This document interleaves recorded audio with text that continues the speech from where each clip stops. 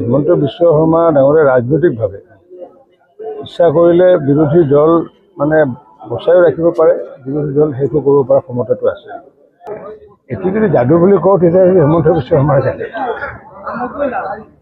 মানে হিমন্ত বিশ্ব শৰ্মা অসমৰ মুখ্যমন্ত্ৰী আৰু লগতে হিমন্ত বিশ্ব শৰ্মা ডাঙৰীয়াই যদি ইচ্ছা কৰে, কালি যদি ইচ্ছা কৰে, তেতিয়াহ'লে আৰু গোটেইখিনি ভাঙি খান কৰিব পাৰে।